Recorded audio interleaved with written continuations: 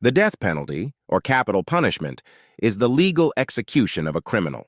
Civilizations throughout history have continued to use the death penalty as a method of punishment for criminals. 55 countries around the world still retain and implement the death penalty.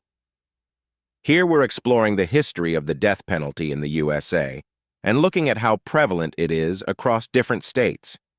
Criminals in the USA have been put to death in many ways since the country's formation. These include shooting, hanging, electrocution, poisonous gas, and lethal injection. All states that still have the death penalty in place use lethal injection, but some allow one of the other methods as an option should that be the preference of the condemned person. The death penalty was widely accepted for centuries, but by the 1800s, both Europeans and Americans began to oppose it.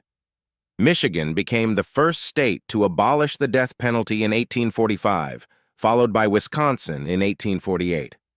The movement against the death penalty became much more pronounced after World War II and the senseless death that came with it.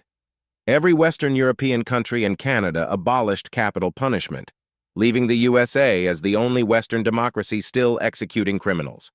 In 1972, capital punishment was suspended in the USA for several years, and all people on death row at the time saw their sentences changed to life imprisonment.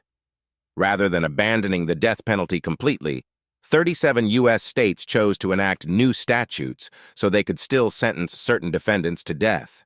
On the 2nd July 1976, the U.S. Supreme Court reaffirmed its acceptance of the use of the death penalty.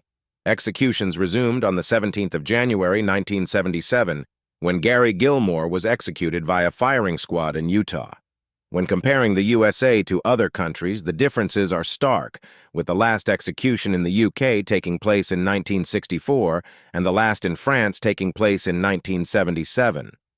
As of June 2023, 27 states have the death penalty. According to the Death Penalty Information Center, everyone currently on death row has been convicted of murder. Once a defendant is found guilty of a crime in the USA, they must return to court later to be sentenced. The judge is given guidance and assistance from different sources before they hand out what they deem to be a fair sentence to the defendant. Congress has established minimum and maximum punishments for many crimes which the judge will use to decide their final sentence. The death penalty can only be imposed on defendants who are convicted of capital offenses. These include murder, treason, killing, or kidnapping the president, a congressman, or a Supreme Court judge. Unlike with other punishments, the jury must decide whether to impose the death penalty, and it is not something the judge can decide alone.